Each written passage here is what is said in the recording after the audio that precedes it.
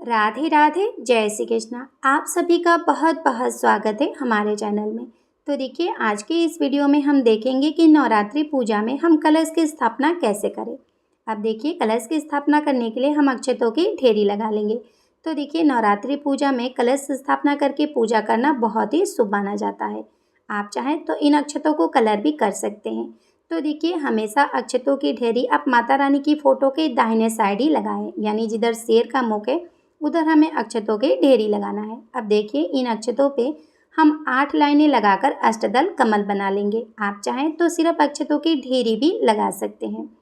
तो देखिए, हमने यहाँ पे अष्टदल कमल बना लिया है। अब हम एक कलश ले लेंगे।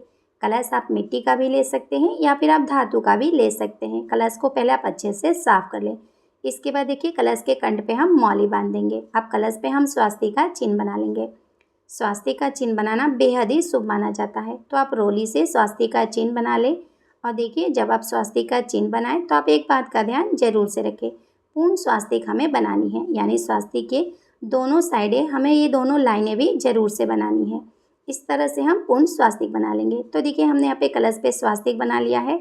अब कलश के अंदर हम सबसे पहले थोड़े से गंगा जल डालेंगे। इसके बाद शुद्ध जल से कंठ तक हम कलश को भर लेंगे। अब देखिए, कलश में हम सभी सामग्री डाल देंगे। तो मैंने यहाँ पे सभी सामग्री तैयार कर ली है। अब सबसे पहले हम कलश में सुपारी डालेंगे, फिर हम एक सिक्का डालेंगे। इसके साथ ही देखिए, हम एक फूल डालेंगे, लौंग और इलायची डालेंगे। लौंग आपको फूल वाले लेने हैं। अब देखिए, हम थोड़े से अक्षत और हल्दी पाउडर डाल देंगे। अगर आपके पास हल्दी की गांठ हो तो आप हल्दी की गांठ भी डाल सकते हैं। ये सभी सामग्री हम कलश में डाल देंगे। इसके बाद देखिए, हम आम के या फिर अशोक के पत्ते ले लेंगे। और देखिए, अगर आपको इस तरह की टहनी मिल जाए तो आप इसे ज़रूर से लें। इस तरह की देखिए टहनी अगर हम कलश में लगाते हैं तो पूरे 9 दिनों तक ये हरी भरी रहती है। अब सभी पत्तों पे हम चंदन और रोली से तिलक कर लेंगे। तो आप सभी पत्तों पे चंदन रोली से तिलक करके अच्छे से सजा लें। और देखिए, अगर टहनी ना मिल पाए तो आप पत्ते भी ले सकते हैं। तो देखिए, हमने यहाँ पे सभी पत्तों पे चंदन रोली से तिलक कर लिया है। अब कलश में हम इसे अच्छे से सजा लेंगे। इसके बाद देखिए, कलश पे हम पूर्ण पात्र रखेंगे। एक प्लेट में चावल भरकर हम कलश पे रख देंगे। अगर आपने मिट्टी का कलश लिया है तो आप मिट्टी के पात्र में अक्षत भरकर कलश पे रखें। अब देखिए, हमें एक नारियल लेना है। नारियल आप पानी वाला लें। पहले आप हिलाकर नारियल को देख लें। पानी वाला नारियल हमें लेना है। अब नारियल पे हम चुनरी लपेट देंगे। अगर आपके पास चुनरी नहीं हो तो फिर आप कलावा भी लपेट सकते हैं। अच्छे से हम नारियल पे चुनरी लपेट देंगे। इसके बाद देखिए, हमारी चुनरी गिरे ना, इसके लिए हम इस पे 9 बार कलावा लपेटेंगे। नवरात्रि पूजा में 9 अंक का विशेष महत्व है, तो आप 9 बार कलावा लपेट दें।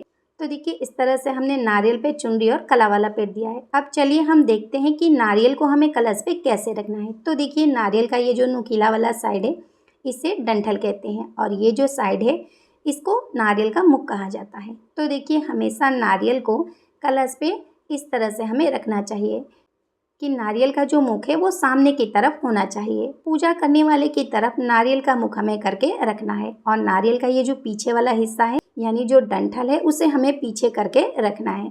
इस तरह से कलश पे नारियल रखा जाता है।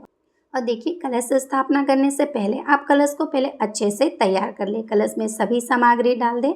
इसके बाद आप नारियल को पहले अच्छे से कलश पे रख लें, क्योंकि देखिए, एक बार कलश स्थापना के बाद हमें कलश को हिलाना नहीं है। तो फिर आप पहले अच्छे से कलश को तैयार कर लें, नारियल वगैरह अच्छे से रख लें। इसके बाद ही आप अक्षतों की ढेरी पर कलश की स्थापना करें। तो देखिए, इस तरह से हम नवरात्रि पूजा में कलश की स्थापना करते हैं। विशेष रूप से आप नारियल का मुख कलश के ऊपर ध्यान से जरूर से रखें। तो देखिए, हमेशा आप कलश पे नारियल का मुख सामने की तरफ करके ही रखें, और जो डंठल है उसे आपको पीछे की तरफ करके रखना है। कलश की स्थापना हमेशा माता रानी की फ़ोटो के दाहिने साइड करना है। राधे राधे, जय श्री कृष्णा।